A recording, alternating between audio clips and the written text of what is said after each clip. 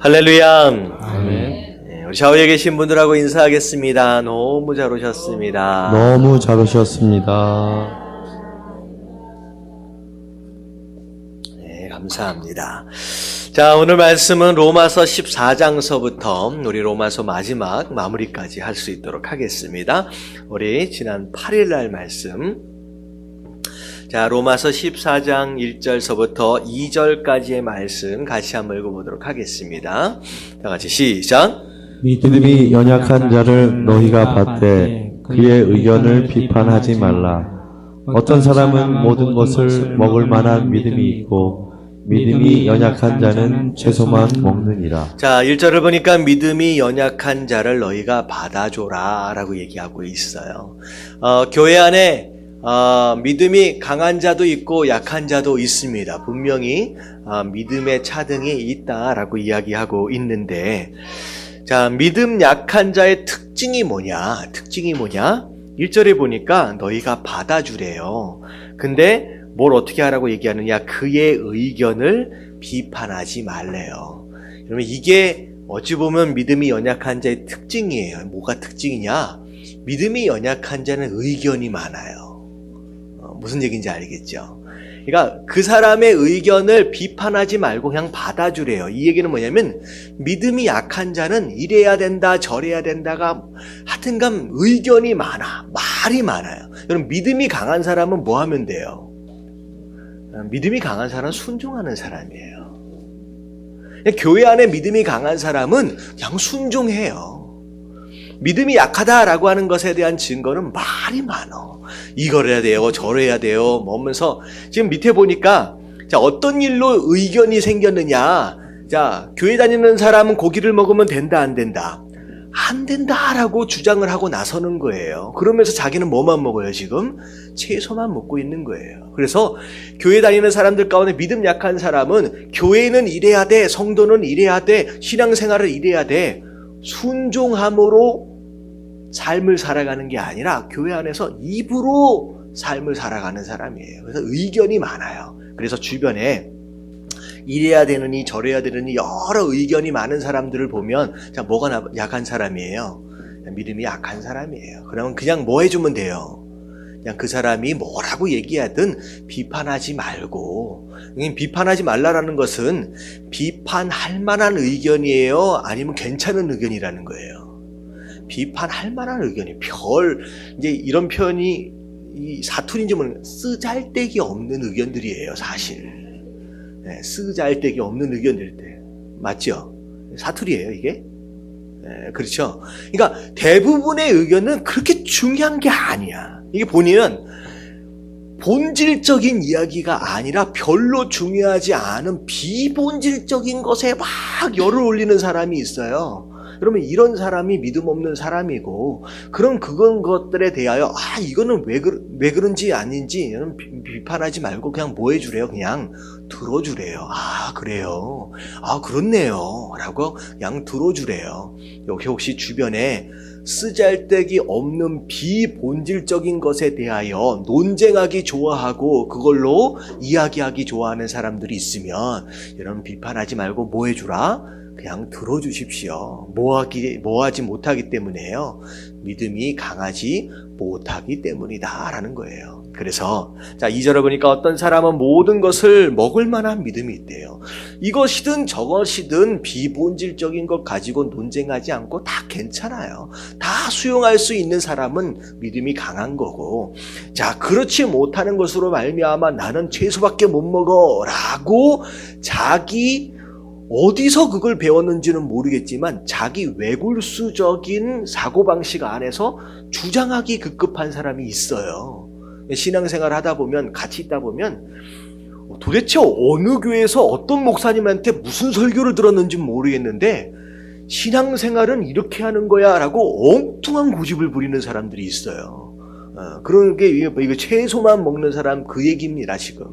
자, 그래서 자, 먹는 자는 먹지 않는 사람은 업신여기지 말래요. 그런 대로 그냥 내버려 두래요. 먹지 않는 자는 먹는 자를 뭐 하지 말래요? 비판하지 말래요. 이는 하나님이 그를 받으셨음이니라. 그래서 자, 교회 안에 본질적인 문제가 있고 비본질적인 문제가 있다는 거죠. 그럴 때 비본질적인 문제에 대해서는 논쟁하지 말래요. 이것도 좋고 저것도 좋고 그냥 받아주래요. 그리고 오히려 비판하지 말고 오히려 업신여기지 말고 수용하는 그런 모습이 필요하다라는 것이죠. 그래서 자 이제 무슨 얘기냐? 자 4절에 보니까 남의 하인을 비판하는 너는 누구냐? 왜냐하면 우리가 다 하나님의 백성이고 우리가 하나님의 종이잖아요.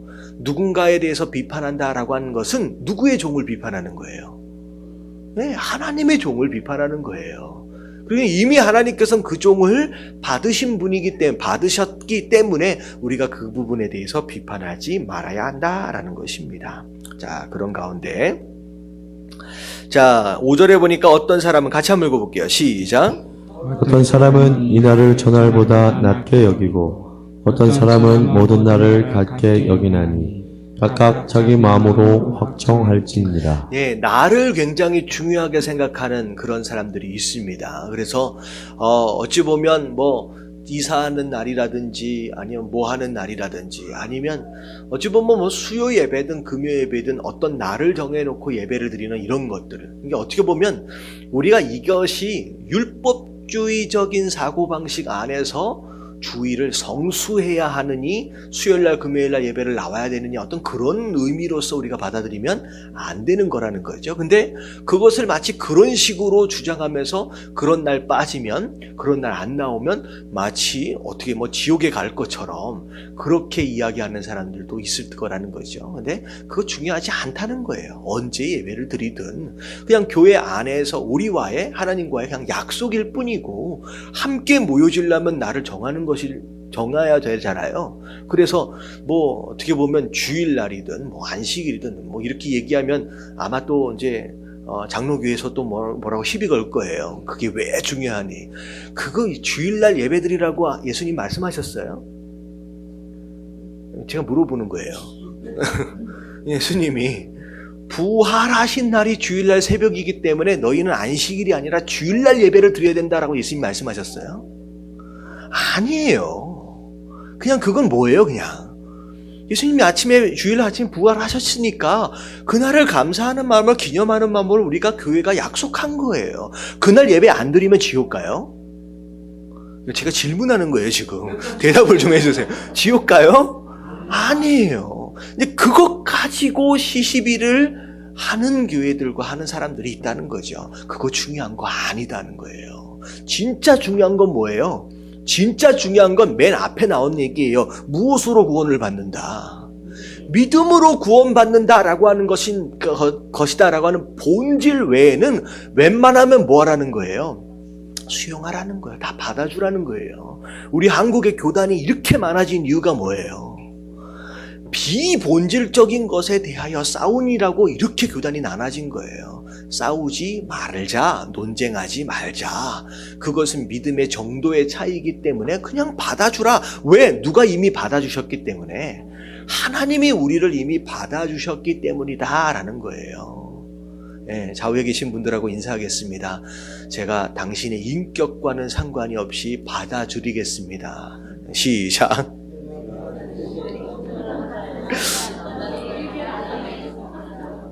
뭐 이렇게 인사하니까 우리가 다 인격적으로 아주 심각한 문제가 있는 것처럼 문제가 있긴 있어요. 그래도 아무리 문제가 많아도 하나님이 그 영혼을 받으셨다라고 한다면 나도 그 영혼을 어떻게 해야 돼요? 받을 수 있어야 한다라는 거예요. 그래서 교회가 비본질적인 것 가지고 싸우고 논쟁하고 그럼 이것으로 시간 낭비, 에너지 낭비해서는 안 된다라는 거죠. 아시겠죠? 자, 나를 중히 여기는 자도 주를 위하여 중히 여기고 쭉 나오면서 자 7절 8절 말씀 같이 한번 읽어봅니다. 시작.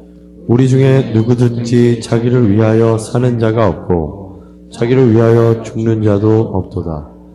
그가 살아도 주를 위하여 살고 죽어도 주를 위하여 죽나니 그러므로 사나 죽으나 우리가 주의 것이로다. 이 갑자기 7절, 8절에 보니까 갑자기 무슨 군대 같은 내용이 나오잖아요. 성도 되어진 자들이 이 세상을 살아갈 때에 어떤 마음가짐으로 살아가야 하느냐라고 하는 거에 대해서 바울 사도가 얘기해요. 살든 죽든 누굴 위해서? 주를 위해서 사는 것이다. 주를 위해서다라고 한다면 사는 것도 의미가 있고요. 죽는 것도 의미가 있다라고 하는 것이죠. 내가 얼마나 오래 사느냐라고 하는 것이 중요한 게 아니라 내가 어떻게 죽느냐라고 하는 것이 또 중요한 것이 아니라 내가 어디 안에 있느냐가 중요한 것일 수 있다라는 것입니다. 그래서 그렇게 하기 위해서 이를 위해서 그리스도께서 죽었다가 다시 살아나셨으니 곧 죽은 자와 산 자의 주가 되려 하심이니라. 그래서 예수님께서 왜 십자가에 못 박혀 돌아가시고 다시 죽은 자 가운데서 부활하셨느냐, 이걸 위한 거예요. 우리가 다 누구 것 되어지는 거예요. 주님 것 되어짐으로 말미암아 살든지 죽든지 다 주를 위해 살고 주를 위해 죽도록 하시기 위해서 대신 그 십자가를 지신 것이다 라는 거죠. 그런데 심지어 죽느냐 사느냐라고 하는 것도 주를 위해 한다라고 하는데, 내가 어찌하여 내 형제를 비판하고 어찌하여 내 형제를 업신여기느냐, 우리가 다 하나님의 심판대 앞에 서리라. 이게 뭐냐면 다 누구 것이라는 거예요. 우리가 다 너희 형제, 너희 함께하고 있는 성도들이 다 주님의 것인데, 주님의 소유인데 왜 그들을 향하여 왜 비판하고 업신여기느냐. 너 나중에 어떻게 된다는 거예요. 심판대 앞에서 혼날 수 있다라는 얘기입니다. 그래서 기록되었을 때 주께서 이르시되 내가 살았노니 모든 무릎이 내게 꿇을 것이요 모든 혀가 하나님께 자백하리라 하였느니라. 이러므로 우리 각 사람이 자기 일을 하나님께 짓고 하리라. 그래서 심판대 앞에서 어떻게 보면 우리끼리 서로 정죄하고 비판했던 것까지도 나중에 하나님 앞에서 고하게 될 날이 올 것이다 라는 거죠. 그래서 비판하면 돼요, 안 돼요? 비판하면 안 돼요. 업신여기지 말라는 거죠. 좀 부족하다라고 할지라도 받아주라는 얘기예요. 근데 이쯤에서 우리가 좀 고민해 볼 필요가 있어요. 교회 안에서 우리가 어떤 상황에서든 받아줘야 할 사람이 있고 우리가 거리를 두거나 오히려 쫓아내야 할 사람이 있어요. 이제 서신서들을 보면 분명히 그 얘기들이 나옵니다. 모든 자를 다 받아주라고 얘기하지 않아요. 어떤 사람은 받아주고 어떤 사람은 거리를 멀리해야 돼요. 믿음이 약한 것으로 인하여 연약함이 있는 사람들은 우리가 무조건 받아들여줘요. 예를 들어서 동성연애를 하는 사람이 교회에 왔어요. 술, 담배를 하고 마약을 하는 사람이 교회에 왔어요. 여러분들 이 사람을 쫓아내야 돼요? 받아줘야 돼요? 제가 질문을 하고 있어요. 받아줘야 돼요? 쫓아내야 돼요? 받아줘야 돼요. 왜냐하면 이 사람들은 뭐한 사람이기 때문에 믿음이 약한 사람이에요. 믿음이 약한 사람이기 때문에.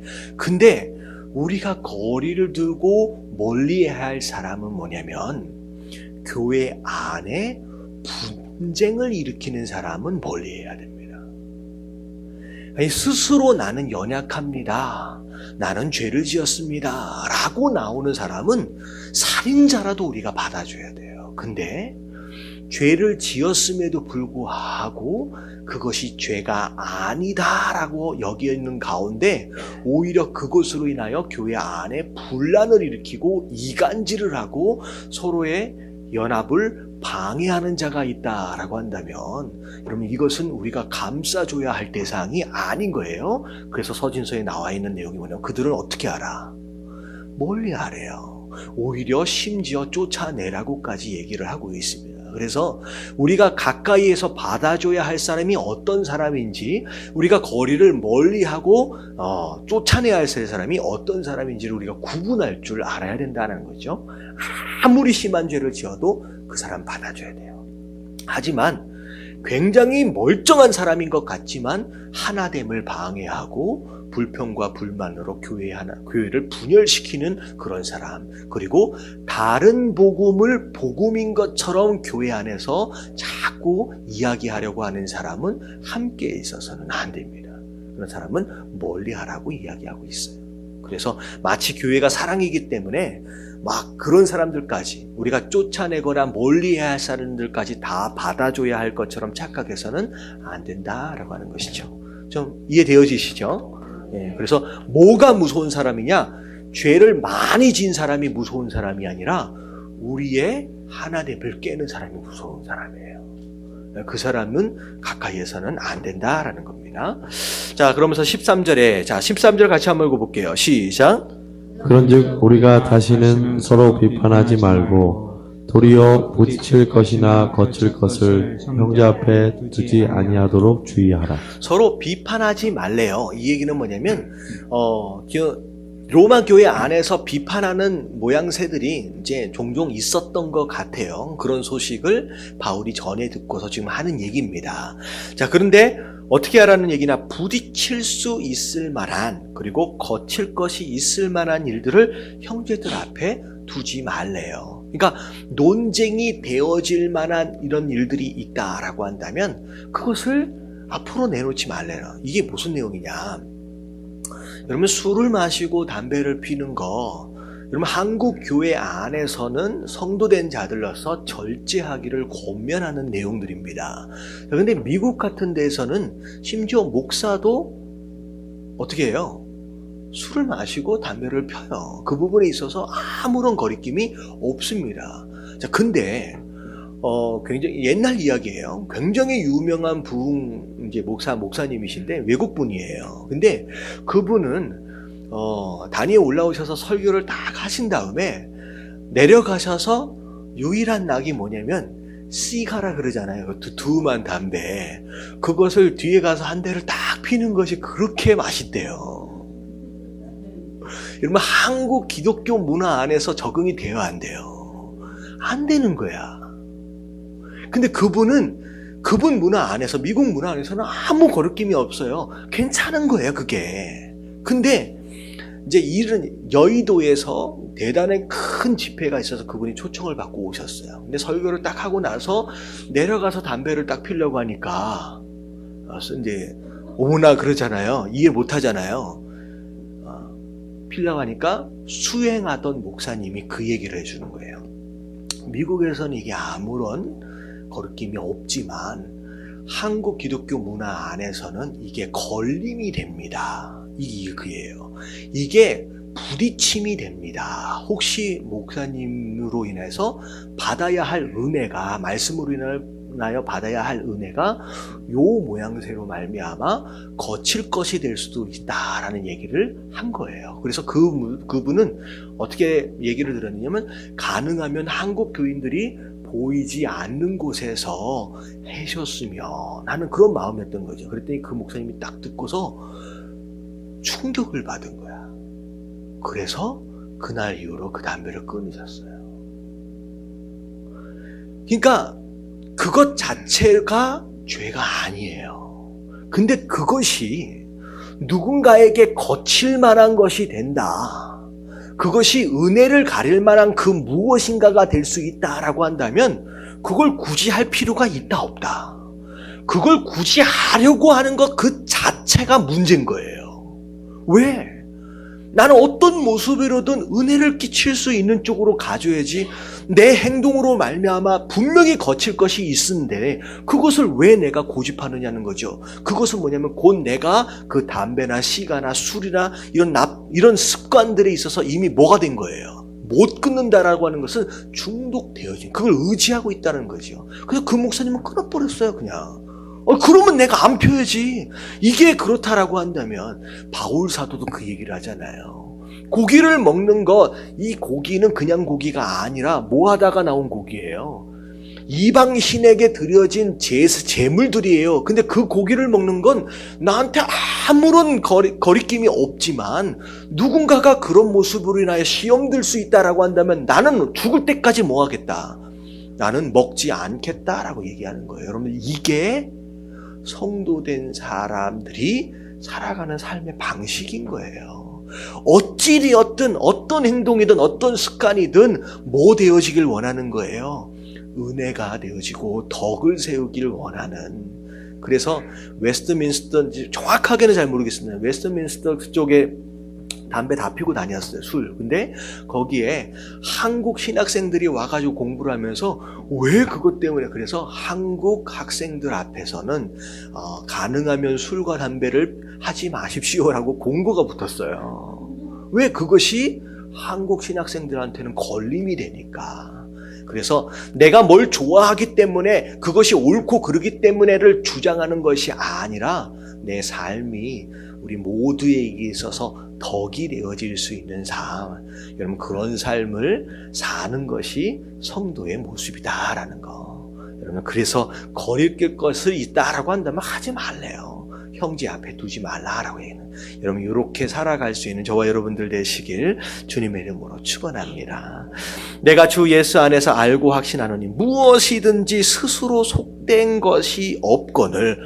그러니까 하나님께서 허락하신 거기 때문에 뭐 죄악된 것이라는 것을 구별할 필요가 없다는 거죠. 하지만 속되게 여긴다라고 한다면 그 사람에게는 속된 것이 된다라는 거예요.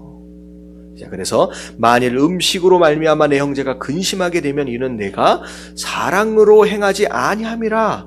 그리스도께서 대신하여 죽으신 형제를 내 음식으로 망하지 않게 하라는 거죠. 그래서 그냥 먹지 말래요. 그래서 뭘 먹든 상관이 없잖아요. 안 먹을 수도 있어야 된다. 그러므로 너희의 선한 것이 비방을 받지 않게 하라. 하나님의 나라는 먹는 것과 마시는 것이 아니요 오직 성령 안에 있는 의와 평강과 희락이다라는 거예요. 그래서 하나님 나라는 우리가 뭘 먹느냐 뭘 마시느냐 거기에 있는 것이 사실 아니거든요. 본질은 뭐예요? 성령 안에 있는 의와 평강과 희락이다라고 하는 이 본질에 집중하는 게 더 중요합니다. 이로써 그리스도를 섬기는 자는 하나님을 기쁘게 하게 하며 사람에게도 뭐 받아야 된다? 그럼 칭찬을 받아야 합니다. 그래서 주의 종 되어진 자들, 어찌 보면 직분자들 같은 경우에 그 전도할 때도 마찬가지예요. 내가 어떻게 살아가고 있느냐라고 하는 것이 평소에 덕을 쌓느냐라고 하는 것으로 말미암아 내가 전하는 복음이 복음되어질 수 있도록 하는 굉장히 중요한 역할일 수 있다라는 거죠. 그래서 거리낌이 되고 장애가 될 만한 것은 안 먹으면 뭐 어떠냐. 그것 말고도 먹을 거 많잖아요. 그렇죠. 그래서 미국에는 그 보신탕 있잖아요. 미국에는 보신탕이 뭘 먹냐면 염소를 먹어요. 흑염소를. 왜냐하면 개를 먹으면 잡혀갑니다. 그렇기 때문에. 근데 한국에는 아직도 먹잖아요. 근데 제가 아는 목사님들이 미국에서 한국에 캠프가 있어서 일주일 동안 나오시면 미국에서는 먹을 수 없는, 근데 한국에서만 먹을 수 있는 그것을 잡수시고 가시더라고요. 같이 캠프가 끝나고 나면 누가 생각할 때는 사랑 같지도 않게 느껴질 수도 있지만 근데 이제 언제서부턴가는 그 목사님들이 그렇게 안 하시더라고요. 왜냐하면 그 사건이죠. 어떻게 보면 사건을 어떤 성도들이 듣고 시험이 드는 거예요.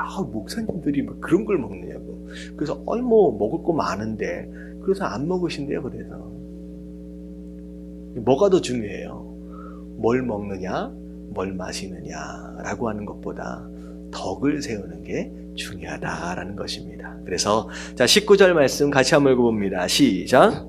그러므로 우리가 화평의 일과 서로 덕을 세우는 일을 힘쓰나니. 자, 음식으로 말미암아 하나님의 사업을 무너지게 하지 말래요. 자, 만물이 다 깨끗하대요. 뭘 먹어도 괜찮대요. 하나님 말씀하신 거예요. 하지만 거리낌으로 먹는 사람에게는 악할 수 있다. 그래서 고기를 먹지 아니하고 포도주도 마시지 아니하고 무엇이든지 내 형제를 거리끼게 하는 일을 아니함이 뭐하다? 아름답대요. 그것 자체가 잘못된 것이다라고 하는 것이 아니라 그냥 절제할 수 있는 거. 그것이 너의 형제를 사랑하기 때문이다 라고 하는 의도라고 한다면 그것 자체가 아름다운 것이다. 내게 있는 믿음을 하나님 앞에서 스스로 가지고 있으라. 자기가 옳다 하는 바로 자기를 정죄하지 아니하는 자는 복이 있도다. 마지막 23절 시작. 의심하고 먹는 자는 정죄되었나니 이는 믿음을 따라 하지 아니하였기 때문이라. 믿음을 따라 하지 아니하는 것은 다 죄니라. 예, 오히려 뭘 먹느냐 뭘 마시느냐라고 하는 것이 죄가 아니라 뭘 먹든 뭘 마시든 믿음으로 한 것이 아니다 라고 한다면 오히려 그것은 뭐다? 그게 죄라고 하나님 말씀하시는 거죠. 그래서 우리가 먹든지 마시든지 무엇을 하든지 누구의 영광? 하나님께 영광. 근데 더불어 누구에게 덕을 세우는 거예요? 사람에게 덕을 세우는 거예요. 왜냐하면 사람에게 칭찬 정도를 받기 위한 것이 아니라 그 형제를 뭐하기 때문에? 사랑하기 때문이라는 거죠. 그래서 그 사랑으로 인하여서 그 영혼이 하나님을 믿게 만들고 또 성도로 세워져 감에 있어서 거리낌이 될 만한 것은 우리가 절제하는 것이 아름답다라고 하는 거예요. 그래서 여러분들 그런 절제는 우리에게 아름답다라고 하는 걸 여러분 기억하시게 되길 주님의 이름으로 축원합니다. 자, 15장으로 넘어갑니다. 1절과 2절 말씀 같이 한번 읽어볼게요. 시작.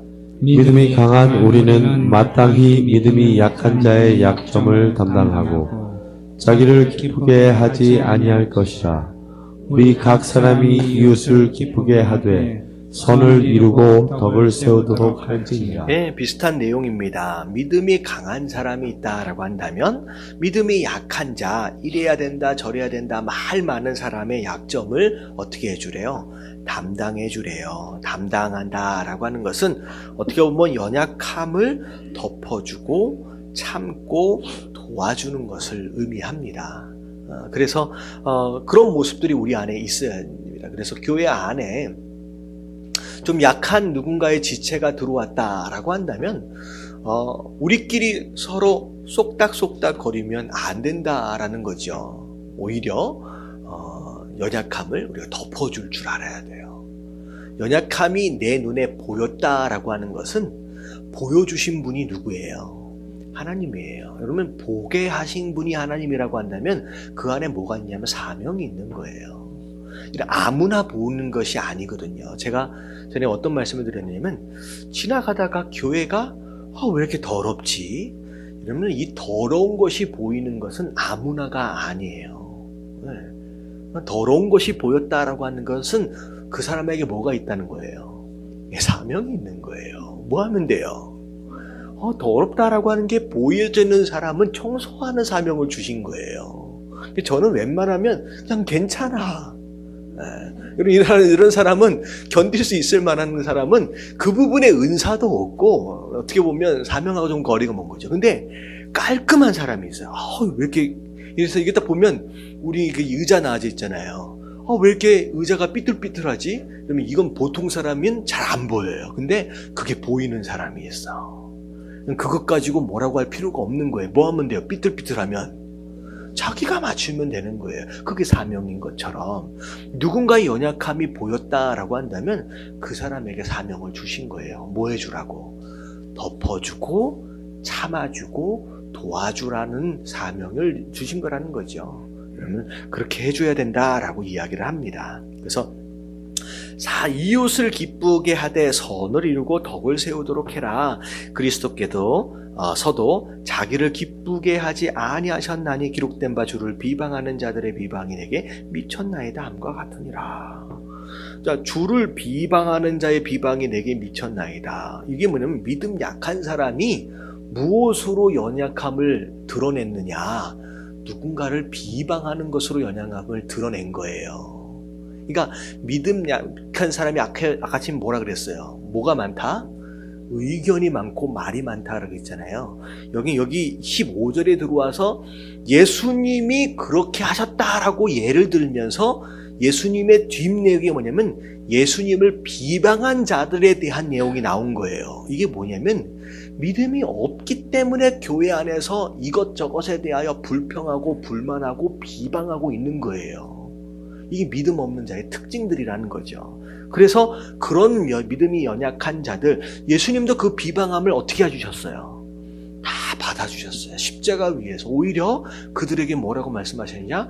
저들이 알지 못해서 저렇습니다. 아니, 저들의 죄를 용서해 달라고 하시면서 오히려 예수님께서 그들을 위해서 기도해 주심으로 그 죄들을, 그들의 연약함을 담당해 주신 것처럼 누군가가 우리 안에서 누군가에 대해서 비방하고 막 그렇게 한다라고 한다면 오히려 그들을 위해서 기도해 줄 줄 알아라 라는 거죠. 자, 그리고 무엇이든지 전에 기록된 바는 우리 교훈을 위하여 기록된 것이니 우리로 하여금 인내로 또는 성경의 위로로 소망을 가지게 합니다. 이게 갑자기 무슨 내용이냐면요, 예수님이 그렇게 그 연약함을 담당하셨던 것처럼 우리가 그 연약함도 담당하는 게 맞대요. 그러면서 내가 왜 예수님 이야기를 들겠느냐는 거죠. 예수님 이야기, 다시 말하면 성경에 기록되어져 있는, 복음서를 비롯해서 구약 성경까지 기록되어져 있는 내용들은 우리가 그들의 모습을 보면서, 예수님의 모습을 보면서 이 부분은 내가 본을 받아야 되겠구나, 내가 교훈 삼아야 되겠구나 라고 하는 것을 보라는 것이죠. 그래서 하나님께서 예수님에 대해서도 또 다윗에 대해서도 기록하신 거라는 거예요. 그래서 우리가 하나님 말씀을 읽을 때, 그리고 내가 예수님에 대해서 이야기하는 이유도 마찬가지, 그것을 기록된 것을 보고 듣고 그걸 교훈 삼을 수 있도록 하기 위해서 그렇게 한 거다라는 거죠. 자, 이제 인내와 위로의 하나님이 너희로 그리스도 예수를 어떻게 하래요? 본받아 서로 뜻이 같게 하여 주사 한 마음과 한 입으로 하나님 곧 우리 주 예수 그리스도의 아버지께 영광을 돌리게 하려 하노라. 다 다르고 부족한 것들도 많지만 우리가 어떻게 보면 많은 차이들이 있음에도 불구하고 딱 한 군데에 있어서만큼은 우리가 하나 되어질 수 있다는 거죠. 그게 누구 안에서예요?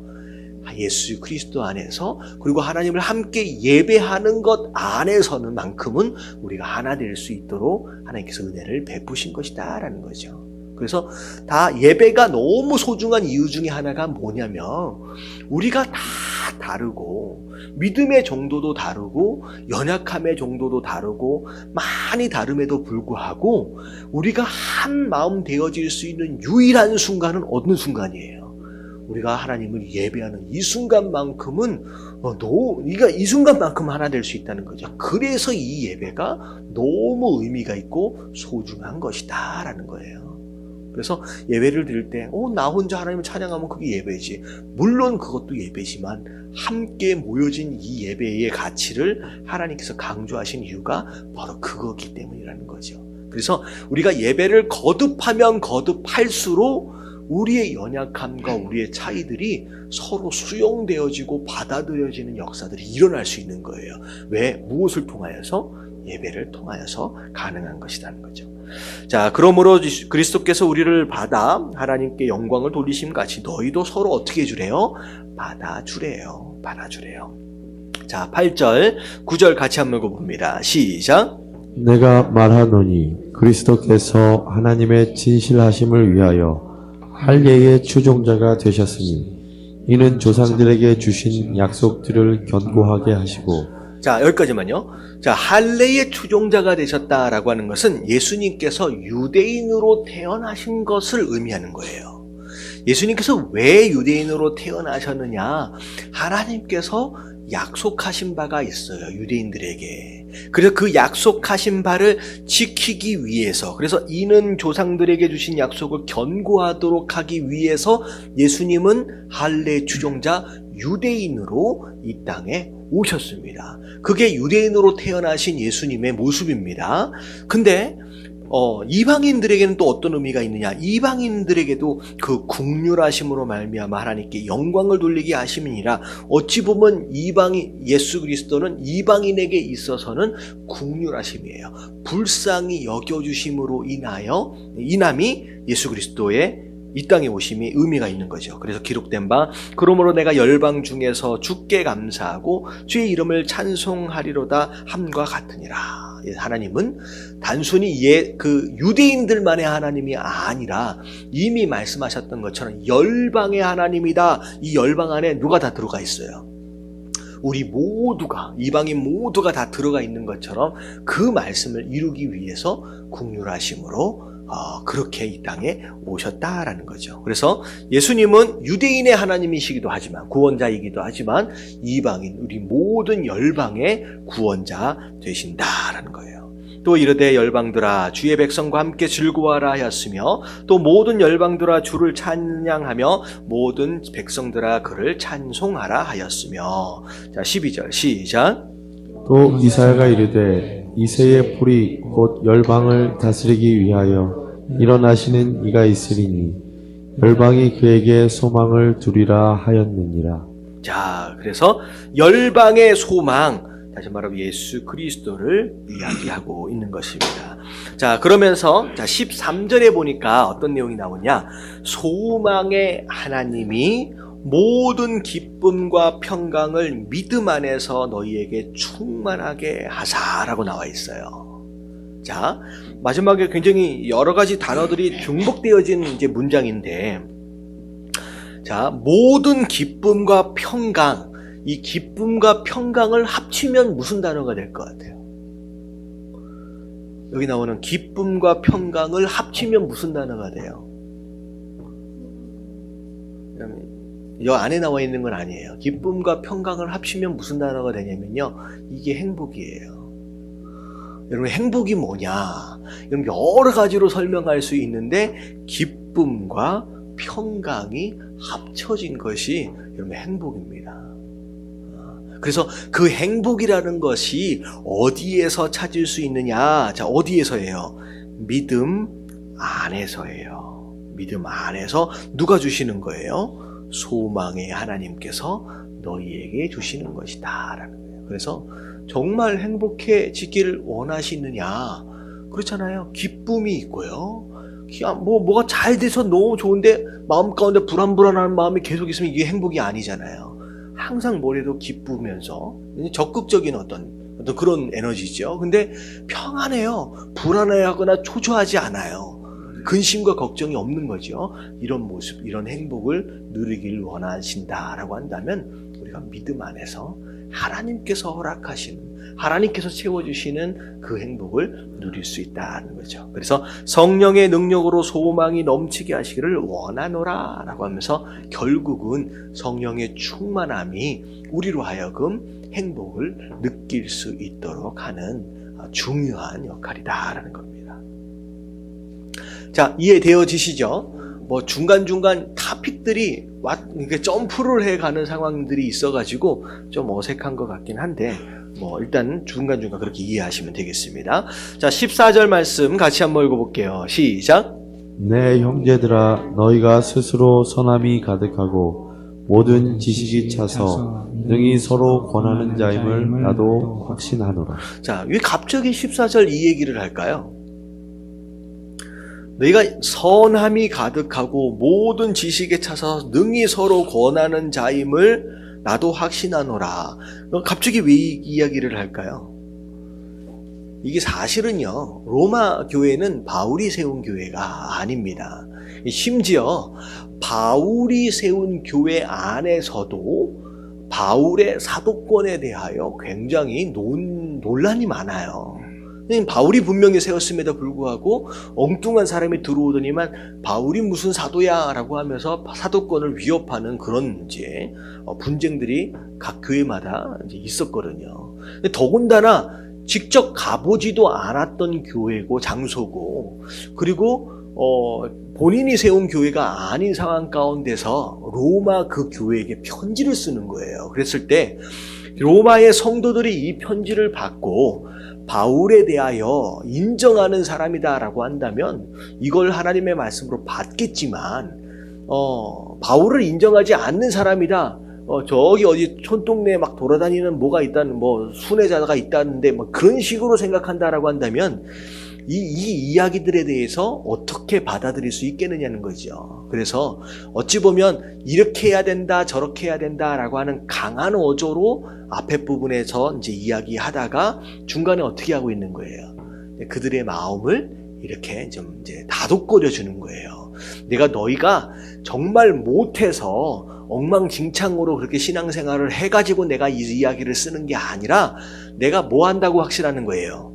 이미 너희들이 내가 이야기하지 않아도 잘하고 있을 것이다 라고 내가 확신한다 라고 하면서 어떻게 보면 약간 경직되어질 수 있는 분위기를 좀 다독거려주는 어떤 그런 의미로 이제 이 구절이 쓰여진 거예요. 그러면서 이미 잘하고 있는지 내가 알아. 그런데 15절 뭐라고 나와요? 내가 너희로 다시 생각나게 하려고. 너희들이 다 아는 얘기고 다 잘하고 있는 이야기지만 내가 이 이야기를 하는 이유는 뭐냐면 다시 리마인딩 시켜주는 거예요. 다시 생각나도록 해서 더 잘할 수 있도록 하기 위해서, 그래서 내가 담대하게 이렇게 대략 쓰고 있는 것이다 라고 이야기를 하는 겁니다. 그래서 지금 편지를 써 내려가는 바울의 마음이 어떻겠다라고 하는 것을 조금 이해할 수 있는 부분입니다. 근데 이 부분에 있어서 우리가 이미 알고 잘하고 있음에도 불구하고 우리가 말씀을 들어야 하는 이유가 여기 안에 있는 거예요. 그렇잖아요. 사실은 우리가 한 2, 3년만 교회를 다녀도 어떻게 보면 10년 이상씩 교회를 다니신 분들도 있잖아요. 근데 웬만큼 교회를 다니면 그런 얘기를 하잖아요. 목사가 어떤 본문을 결정을 하면 이 목사가 이것에 대해서 어떤 설교를 하겠다라고 하는 것이 감이 와요, 안 와요? 감이 웬만하면 와요. 그래서 다 아는 말씀인데 그러면 안 들어도 돼요? 다 아는 말씀이에요. 목사가 뭐라고 이야기할지도 대략 짐작하여 알 수 있음에도 불구하고 우리가 그 말씀을 알아도 또 들어야 하는 이유가 뭐예요? 다시 생각나게 하라는 거예요. 여러분, 반복이 굉장히 중요한 거예요. 다 할 수 있어도 계속 반복하는 이유가 있다라는 거예요. 그래서 제가 이제 군대 가면 제일 많이 하는 게 뭐예요? 반복 훈련이에요. 했던 것도 하고 다 아는데 왜 이걸 해야 하느냐? 뭐 하기 위해서예요? 자다가라도 벌떡 일어나서 할 수 있게끔 뭐 하기 위한 거예요? 이게 훈련이에요. 이게 습관이에요. 여러분, 기도해야 된다 모르는 사람이 어디 있어요? 그래도 듣는 거예요. 그래도 해보는 거예요. 그래서 정작 여러분 지금 머리로 아는 사람은 위급한 상황이 오면 여러분 절대 기도하지 못해요. 근데 그걸 뭐 한 사람, 반복함으로 훈련된 사람이 즉각적으로 기도할 수 있는 것처럼 우리가 이미 잘하고 있는 부분이 있다라고 할지라도 우리가 계속 듣고 반복해서 훈련할 필요가 있다라는 겁니다. 그래서 우리가 반복해서 듣는 이유가 거기에 있어요. 그래서 이 또 한 얘기 또 하네. 여러분들 그래도 불평하지 마시게 되길 주님의 이름으로 축원합니다. 이렇게 해서 자, 16절 말씀 같이 한번 읽어봅니다. 시작. 이 은혜는 곧 나로 이방인을 위하여 그리스도 예수의 일꾼이 되어 하나님의 복음의 제사장 직분을 하게 하사 이방인을 제물로 드리는 것이 성령 안에서 거룩하게 되어 받으실 만하게 하려 하심이라. 네, 너희로 하여금 생각나도록 하기 위해서 이 글을 쓰고 있기도 하지만 어찌 보면 하나님께서 나에게 은혜로 주신 사명이다라고 이야기하는 거예요. 특별히 이방인들을 위해서 그리스도의 일꾼이 되어졌대요. 근데 바울이 뭘 잘해서 잘나서 일꾼으로 삼아주신 게 아니라 무엇으로? 이 은혜로라고 얘기하고 있는 거예요. 그래서 어찌 보면 앞에서 설교를 하고 있는 목사 되어진 제가 여러분들보다 믿음이 더 좋아서, 더 잘나서, 뭘 잘해서 제가 설교를 하고 가르치고 있는 것이 아니라 뭐 때문에 여기 서 있는 거예요?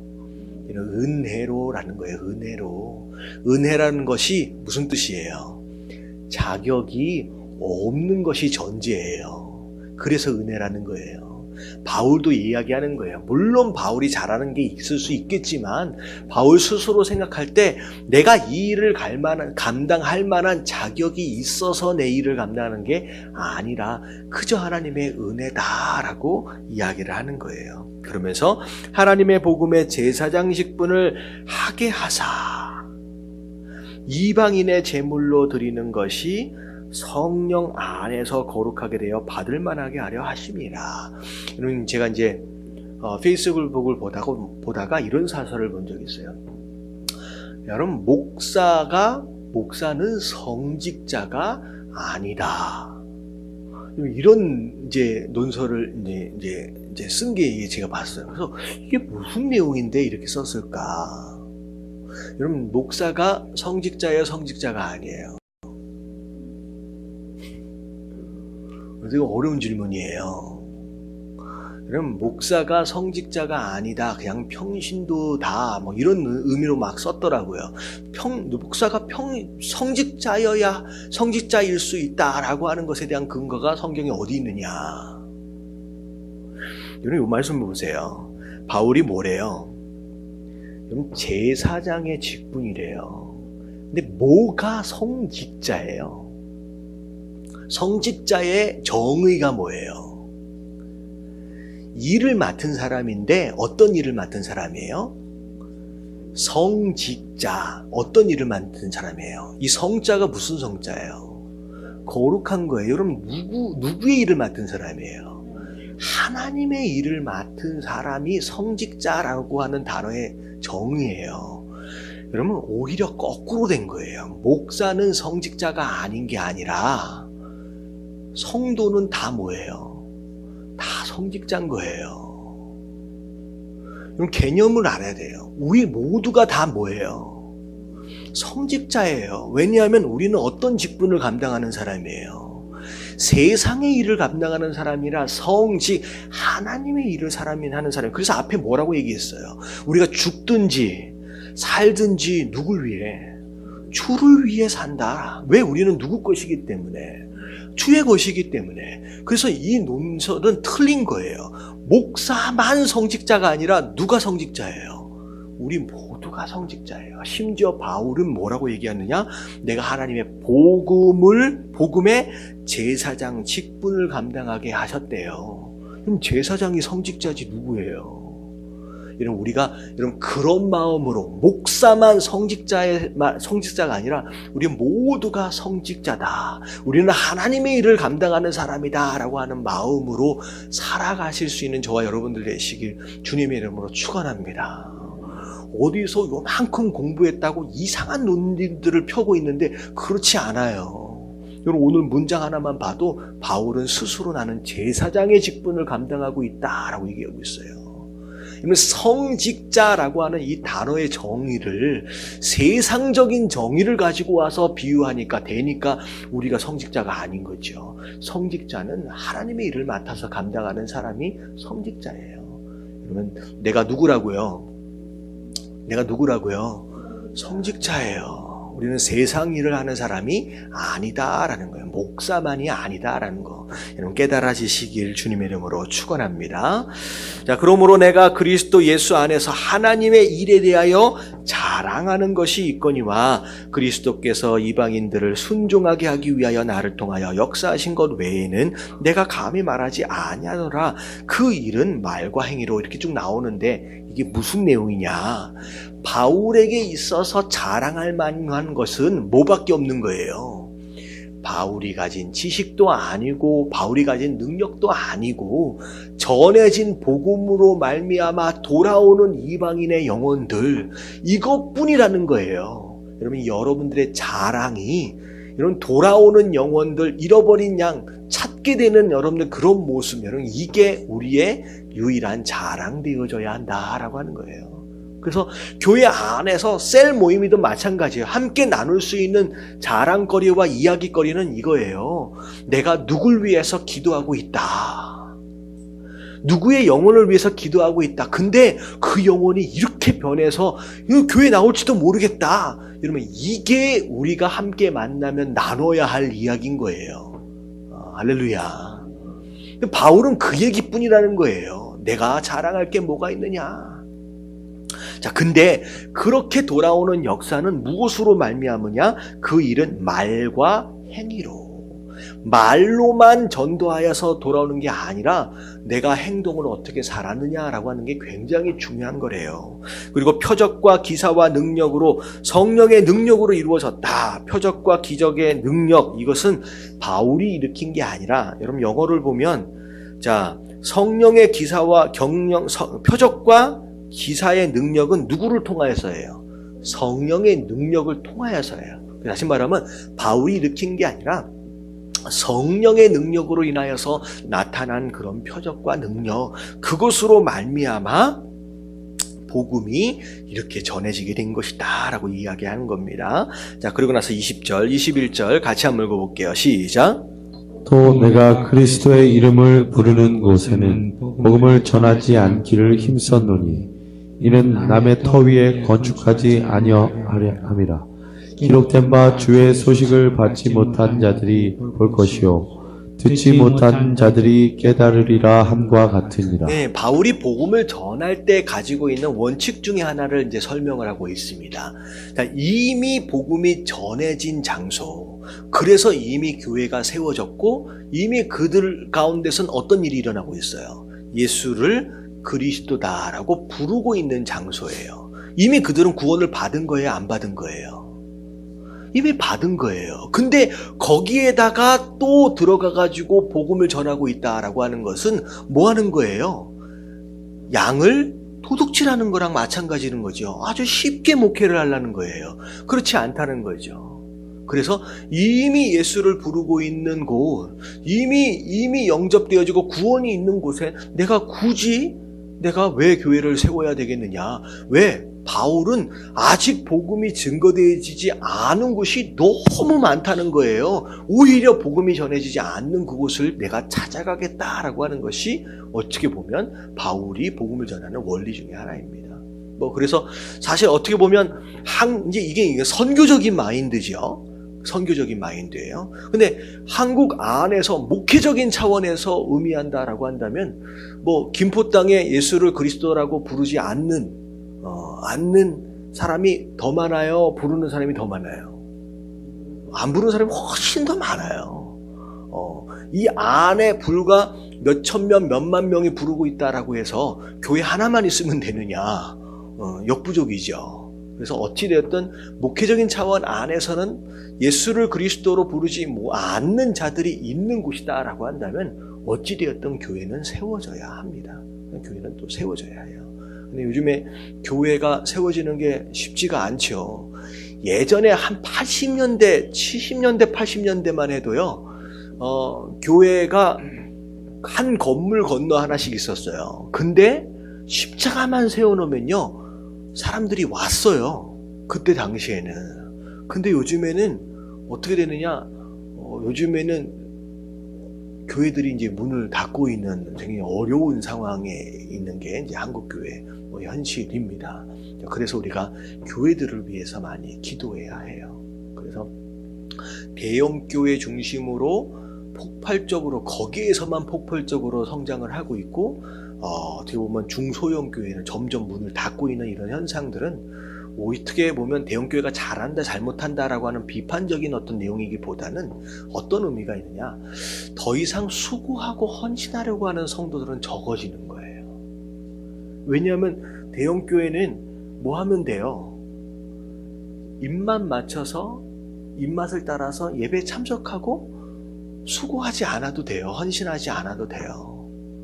그냥 물만 먹고 가면 되는 곳이 대형교회거든요. 근데 요즘 요즘 성도들이 무엇을 따라가느냐? 수고하고 싶지 않고 헌신하고 싶지 않아요. 그냥 뭐 하고 싶어요. 예배만 드리고, 그러니까 예배를 드린다라고도 안 하잖아요. 뭐라고 해요? 예배를 보고 그냥 은혜만 받으면 그것으로 만족하는, 그래서 그런 현상들이 많이 일어나고 있다라고 하는 것이 그냥 안타까운 것일 뿐입니다. 그래서 교회는 더 세워주면 좋을 것 같아요. 더 세워지고, 그렇게 해서 정말로 예수의 이름을, 예수님을 그리스도다라고 인정하고 그렇게 부르는 자들이 우리 김포 땅에도 더 많아져야 할 줄로 믿습니다. 그래요? 자, 넘어갈게요. 22절, 23절 다 같이 한번 읽어봅니다. 시작.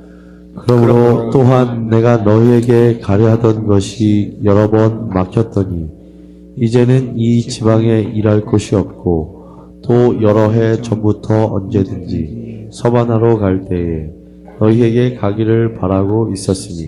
자, 바울이 어디를 가고 싶다고 얘기를 하고 있느냐? 로마로 가고 싶다라고 이야기를 합니다. 지금 바울이 이 서신을 쓰고 있는 이 장소 상당히 오랫동안 머물러 있었던 것 같아요. 일할 것이 있대요, 없대요? 없다라고 얘기를 합니다. 이게 어떻게 보면 바울이 선교를 하는 방법들 가운데 하나예요.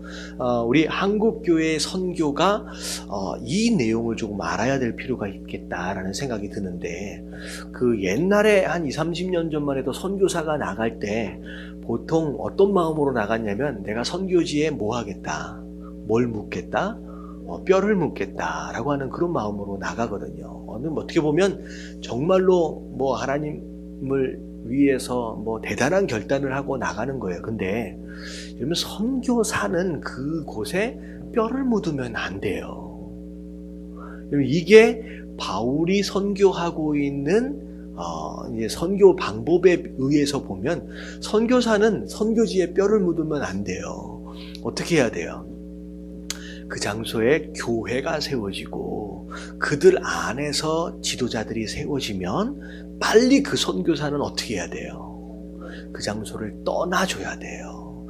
떠나줘야 그들이 스스로 자존하고 자립할 수 있거든요. 그들의 교회가 되어질 수 있거든요. 근데 이 선교사가 떠나지 않고 대장 노릇을 계속하고 있는 것으로 말미암아 끊임없이 무슨 교회라는, 현지 교회가 그 선교사를 의존하게끔 만드는 거예요. 그러면서 사실 가장 안타까운 상황은 필리핀 선교가 이런 모습이 됩니다. 그래서 필리핀 선교 이야기를 좀 들어보면, 그 현지에 있는 목회자들이 한국 목사님이 제발 떠나줬으면. 근데 떠나면 또 안 돼. 왜냐하면 이미 너무 의존했는데, 뭐에 의존했느냐? 경제적인 것에 굉장히 의존하게 됩니다. 그래서 그 교회도 누구 돈으로 세운 교회느냐? 현지인으로 자금으로 세워진 교회가 아니라 한국에서 돈이 간 거예요. 그리고 그 교회에 있는 그 현지인들이 헌금을 안 해요. 누가 다 그 교회를 먹여 살리느냐? 한국에서 돈이 간 거죠. 그래서 그들이 생각할 때에 헌금을 하면 나는 자기는 안 된다고 생각해요. 근데 한국 교회는 그렇지 않았어요. 한국 교회 대부분은 선교사가 가지고 온 돈으로 세워진 것이 아니라 한국 조선 사람들이 헌금한 것으로 세워졌고 스스로 자립할 수 있어서 오히려 외국 선교사들이 왔다가 떠나줬어요. 그래서 이렇게 우리 한국 교회가 폭발적으로 부흥할 수 있는 것처럼, 우리가 필리핀 선교도 마찬가지고 이런 잘못된 선교의 방식들은 고칠 필요가 있다는 거예요. 지금 바울이 그렇게 선교를 했어요. 떠나줬다는 거죠. 더 이상, 왜냐면 지도자들이 세워졌어요. 이미 가르칠 걸 다 가르쳤고 더 이상 내가 있어서는 안 된다라고 하는 것이죠. 그래서 내가 일할 곳이 없다라고 이야기를 하는 이유가 바로 거기에 있는 겁니다. 근데 안타까운 게 뭐냐면, 한국교회에서 선교사를 보낼 때는 정말로 그런 각오로 이제 선교사를 보냈는데, 돌아오게 될 선교사에 대해서는 생각을 한 번도 안 했어. 무슨 얘기인지 아세요? 선교사가 그들이 거기에 머물러 있는 것으로 말미암아 그 현지인 교회에게 짐이 되어지고 오히려 장애가 되어질 것을 보고 있음에도 불구하고 떠날 수가 없어. 왜냐하면 돌아갈 곳이 있어요, 없어요? 없어요. 한국에 돌아오면 그 엄청난 선교 자원이 한국교회에 돌아오면 일할 곳이 없어요. 그래서 제가 너무 안타까운 소식을 듣는 게, 나이가 50이 넘어가는 그런 많은 이제 어떻게 보면 진짜 전성기 때 열심히 사역하고 선교했던 그런 목사님들이 지금은 사역지가 없어가지고 어떻게 해요? 100주년 기념관이나 여러 큰 목회자들 세미나가 있으면요, 그곳을 참여하러 갑니다. 뭐하러? 점심 얻어먹으러 가요. 이게 너무 가슴 아픈 일이에요. 그러니까 보낼 때는 정말로 그런 마음으로 보냈는데, 그의 나머지 인생을 한국교회가 전혀 관심도 없고 책임지지 않아요. 그래서 제가 사역자 제가 구하고 할 때 전화를 받으면 나이가 50인데 전화가 와. 제가 추방당했는데 갈 곳이 없습니다. 사역지가 없다. 이런 일들이 일어나는 것 보면 우리 한국교회가 선교를 보내고 할 때 있어서 좀 전략적인 부분들이 좀 필요하지 않겠느냐, 바울과 같이 그런 생각을 좀 해보게 됩니다. 그래서 여러분들 우리 선교 이야기가 나왔는데, 여러분 선교지를 위해서 오늘 저녁에 기도하면 너무 좋을 것 같아요. 이런 목회와는 또 다른 의미로서의 어려움이 있는 곳이에요. 만만치 않잖아요. 그런 곳 안에서 선교사들이 무엇으로 인하여 스트럭을 하고 있는지, 그 선교지 안에서 어떤 어려움이 있는지, 지난번에 우리 양 선교사님 오셔서 설교하셨을 때, 야, 내가 진짜 이것을 언제까지 해야 하나라고 하는 갈등, 여러분 이건 이런 모든 선교사들이 경험하고 있는 갈등이에요. 쉽지 않다는 거예요. 정말로 힘들다는 거죠. 그래서 말이 나왔으니까 여러분 같이 기도해 주시고, 이번 주일서부터 지난번에 말씀하셨던 추장학교 있잖아요. 여러분 이 추장학교가 굉장히 중요한 거예요. 그 인디안들을 복음화시킬 때에 이 추장들을 변화시킨다라고 하는 거, 여러분 이게 얼마나 중요한 사역인데, 여러분 이게 10월 31일서부터 시작해요. 여러분 그렇게 하기 위해서 우리가 기도하면서 이번 주일과 다음 주일까지 2주간에 거쳐서 우리가 선교 헌금을 하려고 합니다. 그래서 여러분 기도하시는 가운데 이번에 열리는 추장학교를 돕겠다라고 하는 감동이 여러분들 오시면 기도해 주시면서 특별 헌금으로, 선교 헌금으로 이렇게 제목을 좀 적어서 이번 주서부터 다음 주까지 좀 드리시면 그 다 모아지는 대로 바로 헌금을 해가지고 이번 추장학교에 도움이 될 수 있도록 그렇게 하려고 합니다. 그래서 그렇게 하시고, 아마 이번 주일날 제가 광고를 할 거예요. 근데 이번 주일날 광고를 하고 다음 주에 하시면 되는데, 이번 주에도 하실 수 있으니까 많이 동참해 주시면 감사하겠습니다. 자, 그런데 바울은 로마가 종착지가 아니었다라고 얘기를 하고 있어요. 로마에 들렸다가 어디에 가고 싶다? 서바나로 가고 싶다. 그러니까 바울은 멈추지 않는 선교의 열정. 로마가 종착지가 아니었습니다. 자, 이는 지나가는 길에 너희를 보고 먼저 너희와 사귐을 얼마간 기쁨을 가진 후에, 자, 계속 머물러 있을 필요는 없죠. 왜냐하면 이미 로마에 교회가 있어요, 없어요? 교회가 있으니까. 그리고 전해야 할 복음만을 전하고 또 떠나려고. 너희가 그리로 보내주기를 바라는 것이다. 서바나로 너희가 좀 나를 보내줬으면. 그러나 이제는 내가 성도를 섬기는 일로 예루살렘에 간다. 로마에 가고 싶은데 오히려 하나님께서는 거꾸로 예루살렘으로 지금 보내신다는 거예요. 왜냐? 마게도냐와 아가야 사람들, 마게도냐하고 아가야의 교회가 있는데, 그쪽에 있는 성도들이 예루살렘 성도 중에 가난한 자들을 위하여 기쁘게 얼마를 연보하였다. 이게 뭐냐면 예루살렘에 큰 흉년이 들었어요. 그래서 예루살렘 교회가 굉장히 어려움에 처한 거예요. 그랬더니만 이방인 지역에 세워진 이방인 교회가 그 예루살렘 교회, 어찌 보면 영적으로 보면 아버지와 같은, 영적으로 보면 형님과 같은 그 교회를 좀 도와주겠다라고 뭘 모았느냐? 선교 헌금을 또 모은 거예요. 그게 연보거든요. 그래서 선교 자금을 모아서 이제 바울 사도에게 건네준 겁니다. 그래서 바울 사도가 너무 감사하죠. 오히려 그 아들 교회인데 이제 부모된 교회, 이 예루살렘 교회에게 그 또 선물을 또 이제 연보를 전해달라고 얘기하니까 얼마나 감사해요. 그래서 저희가 기뻐하여 하였거니와 또한 저희는 그들에게 빚진 자니 복음에 대하여 빚을 졌잖아요. 그러니까 만일 이방인들이 그들의 영적인 것을 나눠 가졌으면 육적인 것으로 그들을 섬기는 것이 뭐하다? 마땅하다. 빚진 것이 있으면 이렇게라도 갚는다라고 하는 게 얼마나 좋은 일이냐, 당연한 일이기도 하고, 그래서 그것 때문에 예루살렘으로 지금 간다라고 이야기를 하는 거예요. 그래서 자, 빚지면 돼요, 안 돼요? 된다 그랬어요, 안 된다 그랬어요?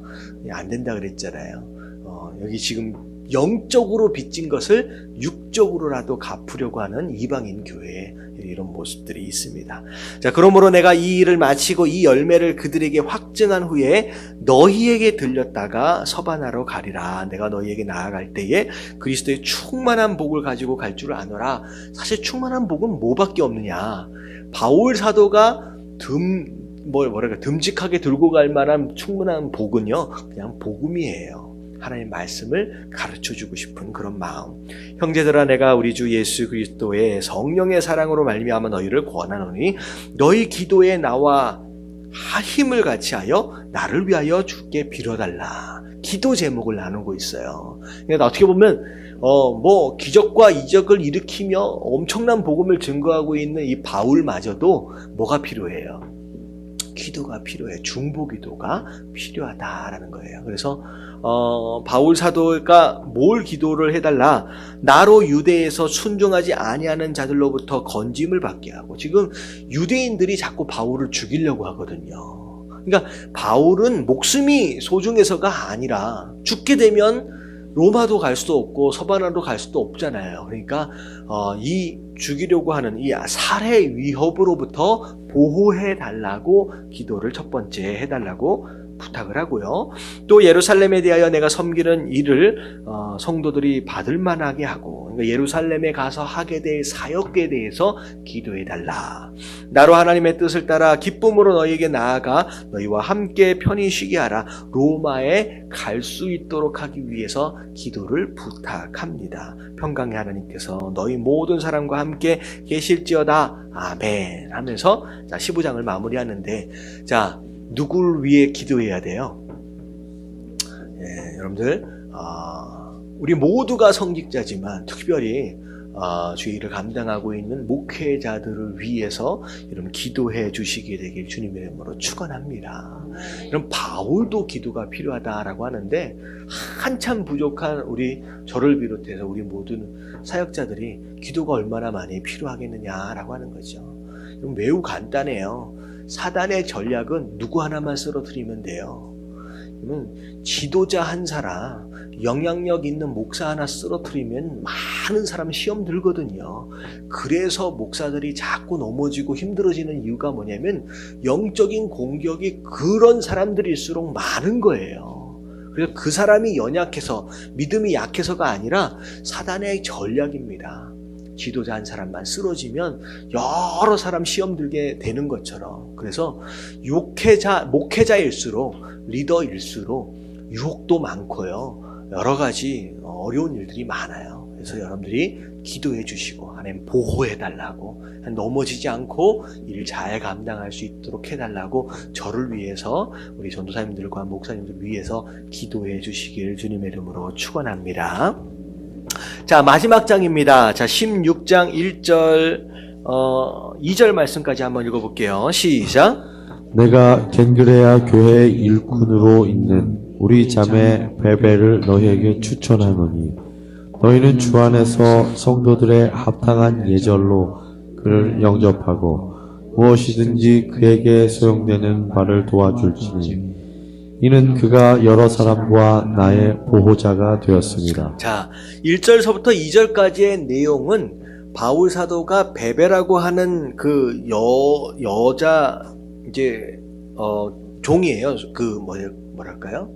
그 사역자예요. 그 추천하는 이제 글입니다. 추천하는 글이에요. 이 베베라고 하는 것은 이름 자체가 유대인 이름이 아닙니다. 그래서 특별히 또 이 베베라고 하는 이름이 뒤에 보니까 여신의 이름이래요. 이방 신의 여신들 중에 한가운데 이름이래요. 그래서 아마 이교도 다른 종교를 믿고 있던 이제 여인이었는데 회심한 것이겠다라는 생각을 하게 되는데 이 베베가 아마도 이 로마서라고 하는 이 편지를 로마에 전달한 사람이 아니었겠느냐라고 하는 추측을 해보게 됩니다. 그래서 집배원이 있는 게 아니거든요. 우체부가 있는 게 아니었고 그 당시에는 그냥 정부에 관련된 서류만을 전달하는 그런 우체부는 있었어도 개인적인 서류 그 편지를 전달하는 우체부는 없었습니다. 그래서 일반적으로 누구의 손에 맡겨져서 이제 편지가 전달되어지는데 이 베베라고 하는 이 여인이 아마 이 편지를 전달한 것 같아요. 그러면서 로마 교회 안에서 또 이제 일을 감당할 수 있도록 추천하는 글이 1절과 2절에 나와 있는 내용입니다. 그래서 이 사람은 어떻게 보면 바울을 굉장히 오랫동안 후원했던 그런 사람이었다라고 생각이 되어지고요. 자, 3절서부터 쭉 나오는 내용은요. 사람들 이름이 쭉 나오면서 문안해달라라고 안부를 전하는 내용입니다. 이런 사람들이 지금 로마 그 근처에 가 있는 것인지 정확하게 모르겠는데 이 사람을 만나면 바울이 그렇게 안부하더라라고 이야기해달라는 거죠. 안부를 전하라라고 얘기를 하는데 하나같이 사람들마다 이 사람은 어떤 사람인데 안부를 전해달라라고 그 사람에 대한 수식어들이 쭉 나와요. 보니까 심지어 어떤 사람은 주를 위해 나를 위해서 목숨이라도 내던질 만한 그런 사람이고 주를 위해 정말로 수고한 사람이다 라고 그 사람에 대한 설명들이 쭉 나오면서 안부를 전해달라고 이야기를 합니다. 자, 이런 모습들을 보면서 어떻게 보면 하나님의 일이다 라고 하는 것은 이런 수고와 헌신되어진 자들을 통하여 이루어지고 있었구나 라고 하는 것을 우리가 간접적으로 엿볼 수 있는 대목이죠. 그래서 우리 안에 좀 이런 분들을 위해서 우리가 안부한다라고 하는 것은 그런 주의 종들, 그렇게 섬기는 사람들을 위해서 우리가 관심을 가지고 어찌 보면 기도해 드릴 수 있는 그런 부분들에 대한 책임이 우리 안에 있어야 된다라고 하는 것으로 생각하면 되겠습니다. 자, 마지막 부분으로 넘어가겠습니다. 자, 17절서부터 17절을 같이 한번 읽어볼게요. 시작. 형제들아, 내가 너희를 권하노니 너희가 배운 교훈을 거슬러 분쟁을 일으키거나 거치게 하는 자들을 살피고 그들에게서 떠나라. 네, 아까 처음에는 연약한 사람은 다 받아주라고 얘기했지만 이 바울은 떠나야 될 사람, 가까이에서는 안 될 사람에 대해서 이야기하고 있어요. 자, 어떤 사람이냐? 바울이 가르친 진짜 복음이 있잖아요. 믿음으로 말미암아 구원을 받는다라고 하는 이 복음과 다른 복음을 증거하면서 분쟁을 일으키고 논쟁하는 그런 사람들은 너희가 가까이에서는 안 된다. 오히려 떠나라 라고 얘기하고 있어요. 자, 그런 가운데 사실 어떻게 보면 우리가 바울이 지금 이야기한 이제 가르쳐준 이 많은 교훈들 지켜 행하기 위해서 우리가 어떻게 보면 우리가 주변을 좀 정돈할 필요가 있다라고 하는 것이죠. 왜냐하면 우리가 누구와 함께 하고 있느냐에 따라서 우리가 영향을 받는다라고 하는 거예요. 좋은 가르침을 잘 받아놓고 말씀 잘 듣고 은혜 잘 받아놓고 예배 끝나고 나서 엉뚱한 사람하고 이야기하면 어떻게 돼요? 은혜를 다 쏟아버린다라고 하는 것이죠. 그러니까 이런 내용들, 거슬르고 분쟁하고 거치게 하는 그런 사람들과는 오히려 함께하고 말을 같이 하면 오히려 받은 은혜도 다 쏟아버리고 그렇게 살 수 없다는 거죠. 이와 같은 자들은 우리 주 그리스도를 섬기지 아니하고 다만 자기들의 배만 섬기나니 교활한 말과 악첨하는 말로 순진한 자들의 마음을 미혹하느니라. 이런 말로 자꾸 미혹하고 이렇게 하는 사람들을 조심하래요. 자, 너희의 순종함이 모든 사람에게 들리는지라. 그러므로 내가 너희로 말미암아 기뻐하노니 너희가 선한 데 지혜롭고 악한 데 미련하기를 원하노라. 자, 선한 데 지혜롭고 악한 데 미련한다. 이게 찬송으로도 나왔어요. 이게 랩하는 것처럼 이렇게 나온 거. 로맨 16, 19 say 이렇게 나온 게 있어요. 근데 사실 우리 인생은요, 태어날 때부터 악해가지고 뭐에 지혜로워요? 악한데 지혜로워요. 가르쳐주지 않아도, 배우지 않아도 이런 악한 것은 진짜 잘합니다. 근데 어떻게 보면 선한 데는 좀 미련하거든요. 근데 성도된 자들은요, 우리 인간, 죄악된 우리 인성, 이 인간의 본성을 거슬러 가야 된다는 거죠. 그냥 내버려 두면요, 악한 데로 가잖아요. 우리는 끊임없이 거슬러 올라가야 돼요, 우리 본성을. 그래서 성도된 자는 마치 흘러가는 강물의 위를 향하여서 계속 헤엄치고 있는 그런 물고기와 같이 우리가 딱 멈춰버리는 순간 뭐예요?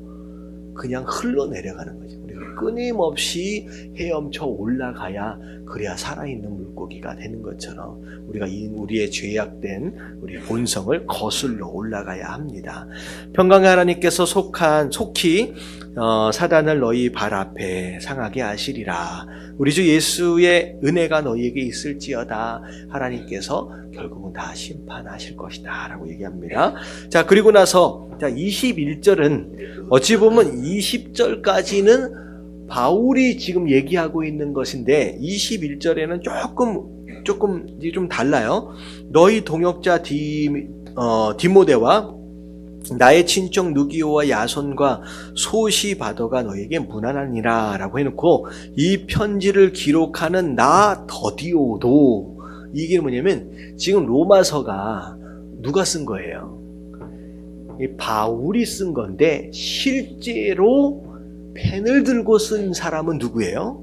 더디오라는 사람이에요. 그래서 바울이 우리가 알기로 육체에 가시가 있다, 뭐 안질이었든 간질이었든 어떤 그런 이제 연약함이 있는 것으로 인해서 자기가 스스로 글을 쓰기가 쉽지 않은 상태였다라고 우리가 알고 있거든요. 그래서 대피를 한 것이다라고 생각할 수 있을 것입니다. 그래서 더디오가 쓴 거예요. 그냥 앞에 시작할 때는 나 바울이라고 시작했잖아요. 근데 뒤에 더디오가 살짝 끼어든 거예요. 내가 쓰고 있다라고 이게 자기가 이제 딱 끼어든 거죠. 약간 소심한 뭐라고 생각해야 되나? 나도 여기 있어요 라고 이렇게 얘기를 한 거예요. 그러면서 나도 문안하고 싶다. 그러니까 내가 썼으니까 날 좀 알아줘, 이 얘기가 아니에요. 내가 또 문안한다라고 하는 의미로 지금 쓰고 있는 것입니다. 그래서 로마서가 바울이 쓴 다른 서신서와는 문체가 좀 다르다라고 하는 것을 좀 느끼게 돼요. 그러니까 로마서를 읽으면서 무슨 글을 이렇게 어렵게 썼어요. 물론 바울이 어렵게 쓰는 편이지만 이게 문장 하나가 이만큼씩 길어요. 그래서 한참 읽었다 보면 이게 무슨 뜻인지 이해가 안 갈 정도로 조금 문체가 다르다 싶은 게 뭐 때문이야? 바울이 쓴 것이 아니라 바울이 불러주는 것을 이 더디오가 막 기록한 거죠. 그래서 더디오의 문체가 많이 들어가 있는 상태다라고 이해를 하시면 되겠습니다. 왜 그런지 좀 아시겠죠? 자, 나와 온 교회를 돌봐주는 가이오도 너희에게 문안하고, 이 성의 제목하면 별의별 사람들 다 이제 같이 이야기하면서 너희에 대해서 다 관심을 가지고 인사하고 싶다라는 얘기를 합니다. 자, 그리고 나서 25절서부터 27절까지가 한 문장이에요. 이게 굉장히 어렵습니다. 이게 25절서부터 27절까지의 이 모든 내용이 어찌 보면 로마서 앞에 있는 모든 내용을 한 문장으로 줄여서 지금 얘기를 하는 거예요. 그래서 좀 어려워요. 자, 볼게요. 나의 복음과 예수 그리스도를 전파함은, 자, 이건 뭐냐면 바울이 로마서를 통하여 지금 구구절절 기록한 모든 내용들을 이야기하는 거예요. 나의 복음과 예수 그리스도를 전파함은, 자, 영세 전부터 감추어진 거였다는 거죠. 그러니까 이 복음이라는 것은 옛날에는 아무나 보고 아무나 깨달을 수 있는 것이 아니라 하나님께서 어떻게 하신 거예요? 비밀처럼 덮어놓으시고 감추어 두셨던 거라는 거죠. 아무나 지금처럼 들을 수 있는 것이 아니었다는 거예요. 근데 이제는 나타내신 바 되었으며, 자, 나타내신 바, 이것은 존칭입니다. 존댓말을 쓴 거잖아요. 다시 말하면 나타내신 바의 주격은 누구라는 얘기예요? 예수님이라는 거예요. 다시 말하면 이제는 나타내신 바 되었다. 하나님께서 덮어두셨던 것을 예수 그리스도를 통하여 이제 누구든 볼 수 있도록, 깨달을 수 있도록 오픈해 주셨다는 거죠. 이게 복음의 흐름이에요. 자, 그런 가운데 영원하신 하나님의 명을 따라 선지자의 글로 말미암아, 자, 이 복음이라는 것이 갑자기 하나님께서 말씀하시는 것이 아니라 이미 뭐 하는 거예요? 좀 추워요? 추워요? 여기 그냥 스위치를 끄시면 될 것 같아요. 네. 자, 그냥 스위치를 꺼버리세요. 네, 선풍기를 틀어서 바람이 막 날리는 게 이게 별로 바들돼가지고 제가 에어컨을 튼 거예요. 자, 지금 이야기되어지고 있는 이 복음이라는 것은 갑자기 나타난 스토리가 아니라 하나님의 명령을 받은 누가? 선지자들이 글로 이미 기록한 것이라는 거예요. 결국 뭐라는 얘기냐면 구약 성경을 이야기를 합니다.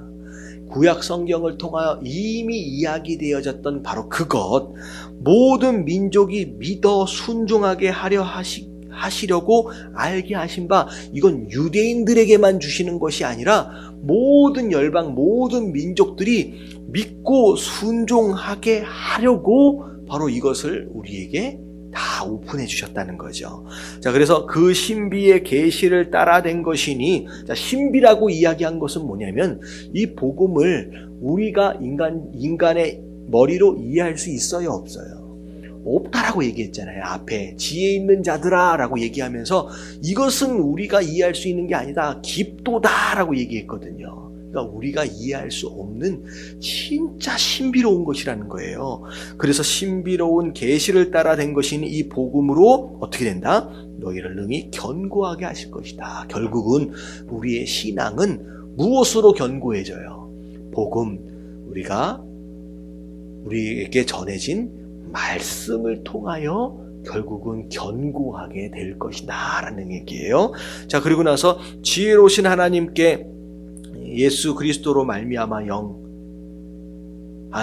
견고하게 하실 누구? 지혜로우신 하나님께. 다시 말하면 말씀을 통하여 견고하게 되어지겠지만 결국 견고하게 만들어 가시는 분은 누구예요? 하나님이시다라는 거죠. 그러면서 그 하나님께 영광을 돌리면서 찬양하면서 아멘하고 끈을 맺는 거예요. 자, 그래서 지금 바울 사도가 이 전해진 말씀은 원래는 아무나 알 수 있는 말씀이 아니었어요. 원래는 비밀처럼 숨겨지고 감추어졌어요. 근데 예수 그리스도를 통하여 우리에게 오픈해 주셨다는 거죠. 그것을 뭐 하기만 하면 돼요? 믿고 순종하면 우리의 믿음이 견고해진대요. 그렇게 하나님께서 만들어 가시겠다는 거죠. 결국 이 말씀을 이렇게 구구절절 기록한 이유가 뭐냐면 이미 가진 믿음이에요. 그렇잖아요. 로마 교회가 믿음이 없는 게 아니라 이미 가진 믿음인데 이런 이야기 저런 이야기로 자꾸 흔들흔들 거리니까 무엇으로 견고하게 세워가라? 말씀으로 견고하게 세워가야 할 것이다 라고 이야기하면서 이 글을 쓴 목적으로 이야기하면서 이제 마무리를 하게 됩니다. 자, 여기까지가 로마서예요. 자, 우리 로마서 마쳤는데 우리 다들 수고하셨습니다. 우리 격려의 박수.